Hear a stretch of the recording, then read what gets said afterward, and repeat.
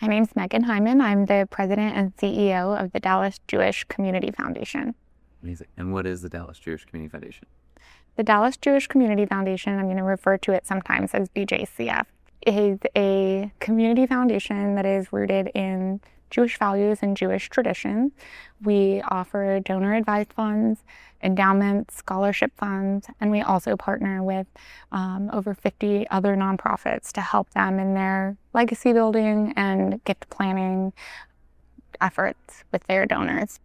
And you all have been growing quite a bit. Tell us a little bit about the growth that's happened since you joined. So the foundation is today the steward of about $450 million in charitable assets under management. I suspect we'll end our fiscal year close to 500. We've grown dramatically over the last 3 years.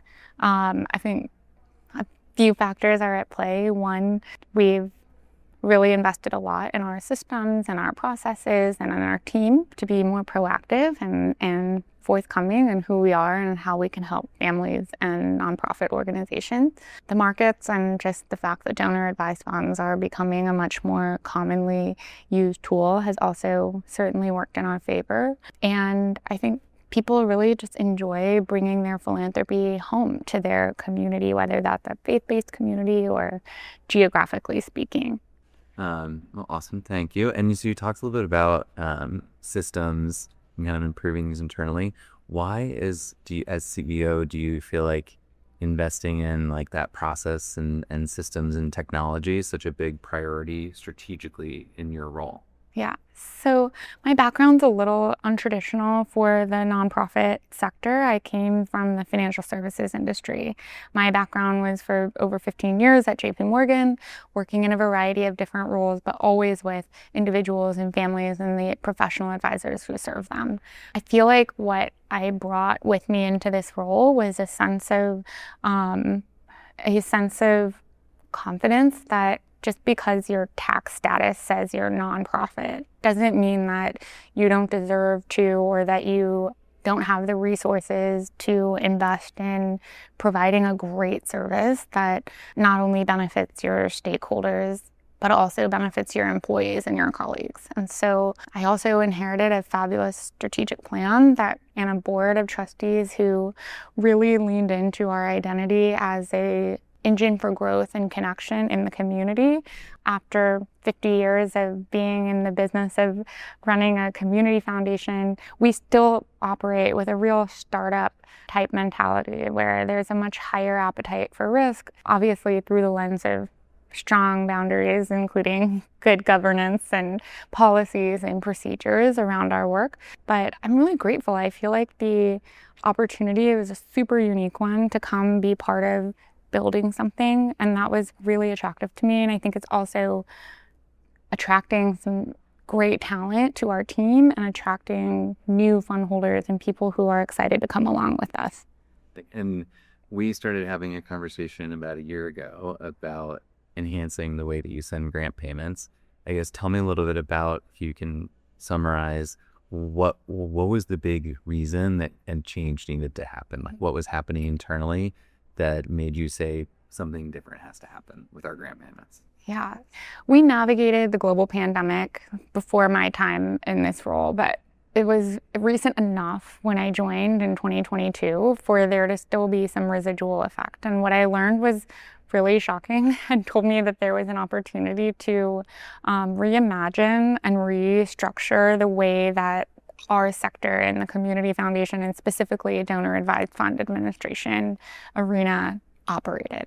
To summarize, during the pandemic, all of our work was incredibly manual, and our employees essentially fell into the essential worker category of people who had to come into the office to do their job. And so what that meant was that people who are already earning a lower salary than their for-profit counterparts, who tended to lean towards an older demographic who might be higher risk in a situation like a global health crisis that we all lived through, were forced to make some really difficult trade-offs and decisions. And I felt like as a leader and as a manager responsible for the well-being of my employees and my team, we needed to hold ourselves to a higher standard. So a lot of the investments that we made in technology and infrastructure were geared towards inviting a more modern way of doing business. So we retired our fax machine. We moved to a lot more self-directed work, automated the way that people can open funds and interact with their funds once they are established. And the real final frontier for me, and I really hadn't found a solution until you and I started talking about a year ago about this, was this inefficiency and the multiple steps that an organization like ours would go through in order to complete a grant cycle. Awesome. And you, I know, also had some concern and hesitation around what a lot of community foundations do, which is when they decide to move away from checks, just grab, or just wouldn't say grab, they collect account routing numbers from grantees directly. Yep. So what is, as someone with a deep financial services background, like what's some of the risk there that people don't appreciate? What I know from my previous life is that there are new, nefarious, and increasingly more sophisticated bad actors that exist around the world whose sole objective is to intervene in a normal course of doing business between two parties who have an intention to send money from point A to point B. And they are becoming increasingly smarter, sharper, faster, and better at doing that. And our sector, because it is so scarcely resourced, has not really kept up with the pace of what's happening in the financial sector, and specifically in payment processing.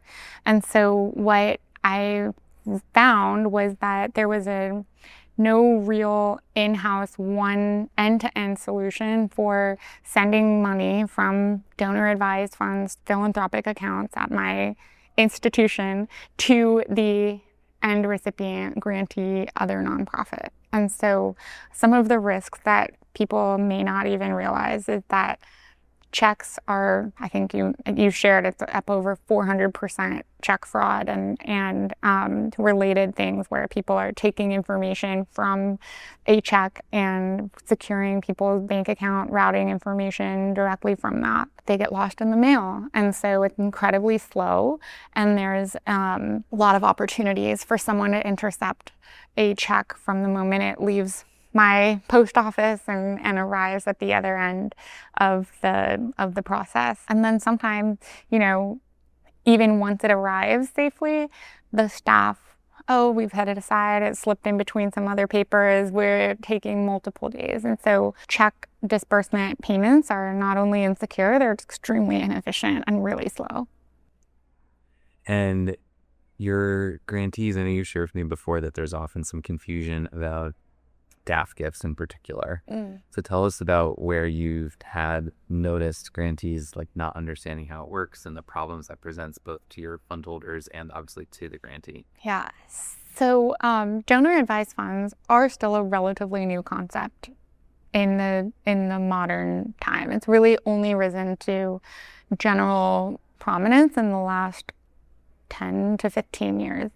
And so the most sophisticated nonprofits that exist in the world today are university systems, hospitals, major nationwide, like blue chip philanthropies have long had a natural extension of their team that's talking with development professionals about donor advised funds, about private foundations.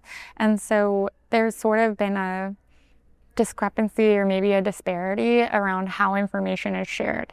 Most of the nonprofits that we partner with are extremely small organizations. They may not even have a full-time staff member, much less a development person who is knowledgeable or even aware that their entity can and should be engaging with donor advised fund sponsors.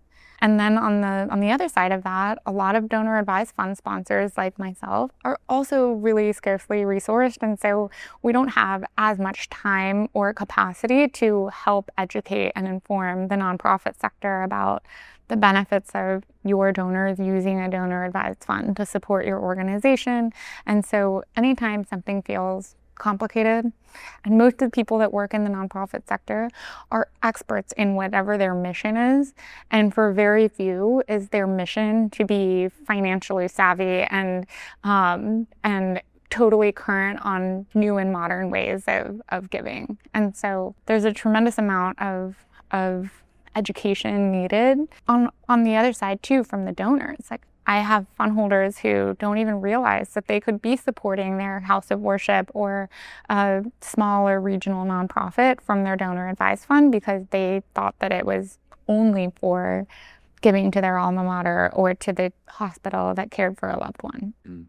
So a lot of process improvements, education for sure. So tell us about the process of onboarding with Chariot for disbursements. What were some of the changes that you saw for your team and some of the pain points they'd been facing previously?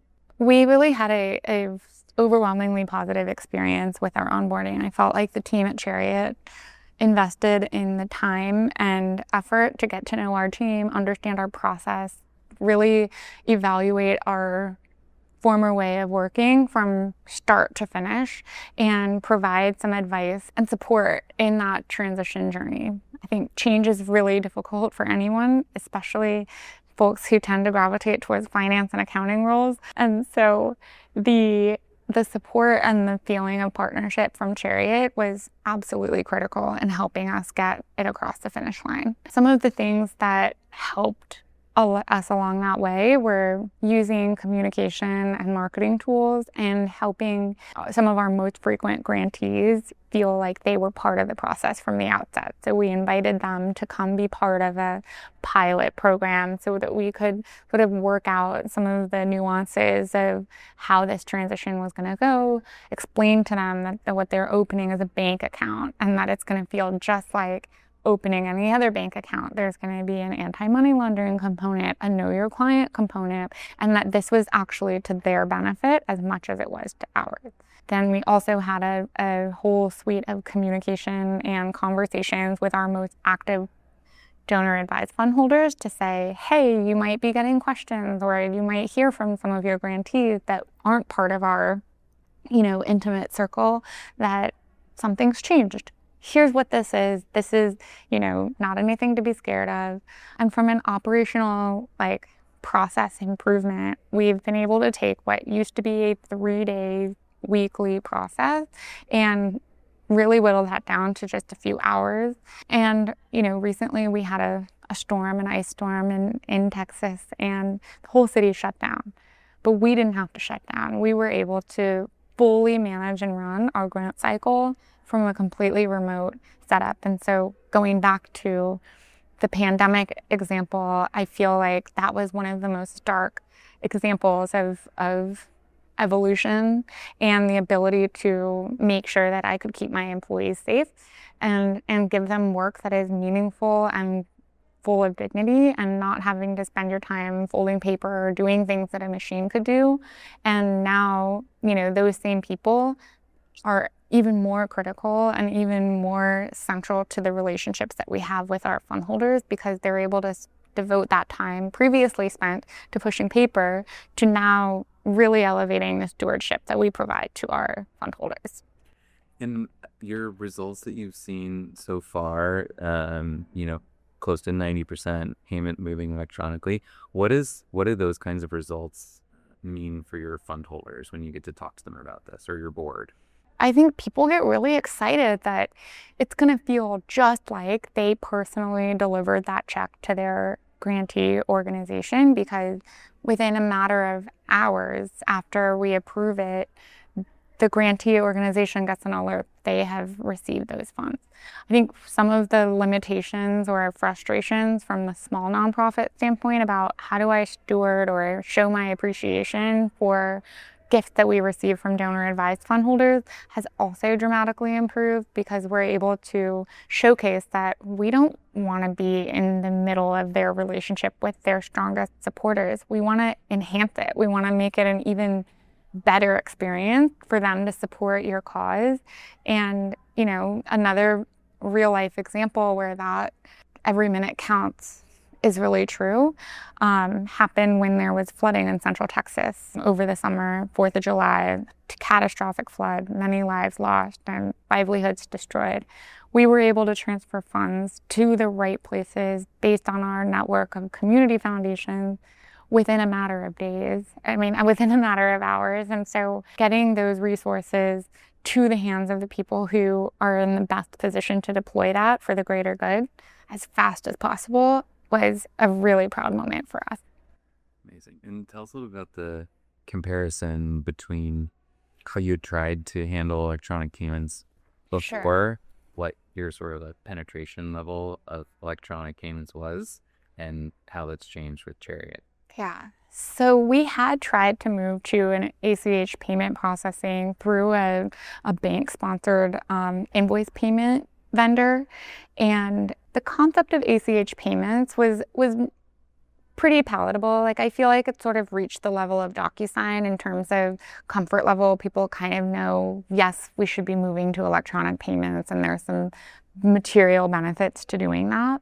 But the limitations of the invoice payment structure were dramatic. I mean, we would send the payment, it would arrive within a day or two, and then the letter could not be attached within the system. So we would either email it if we knew the contact information, which is always evolving in a world where the average tenure of a nonprofit staff person is 18 months. You can imagine, multiplied by thousands of nonprofits, what an administrative nightmare that is. So then we would mail it if we didn't have the right email address. And so there were a lot of phone calls, a lot of frustrations, a lot of confusion that not having an integrated system led to. And because of my background and experience in financial services, I knew that maintaining ACH information within the construct of my own CRM or fund accounting software tool was a terribly insecure way to manage sensitive data, because God forbid if we were hacked or someone got access to that system, now we're in the unsavory position of having to reach out to thousands of other nonprofits and encourage them to change their bank account information because it's been compromised. We had sort of tossed around a bunch of different ideas and ways of doing so, but none of them really fit the bill.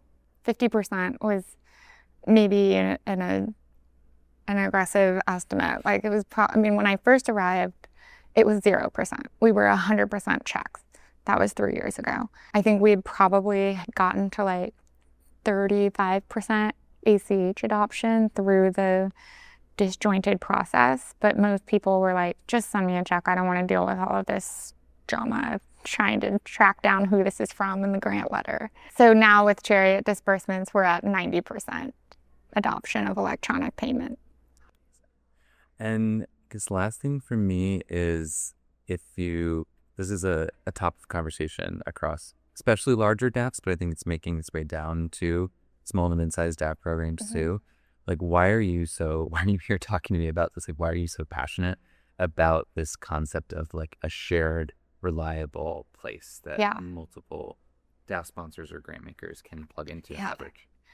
I just think we are so much stronger when we collaborate with each other and when we lean on each other's expertise. And one of the things that really struck me in a positive way about the nonprofit sector is how trusting we are of each other and how much there is a desire to collaborate and to lift each other up and to support one another. But on a more transactional basis, the inefficiency of every single one of the 1,200 or so community foundations that exist, many of whom are supporting materially similar or the same nonprofit organizations, we're all going through the same process of vetting their 501c3 status, confirming their ACH data and information. And when you think about it from a grantee organization, I have a lot of empathy for why they wouldn't be so interested in donor advised fund engagement, because if you have some or no staff devoted to this process, it's extremely cumbersome. So the idea that we could learn from the best of what's happening in the public sector and in the private world and the banking system and apply that for benefit of a for-purpose organization like a community foundation, I just think that's a major way to live out our mission, which is to be a partner in philanthropy. And part of being a partner, in my view, and how we define that, is that we should be constantly pushing the envelope on what is a best practice and what are we comfortable tolerating when it comes to the experience of running a business like the one that I run.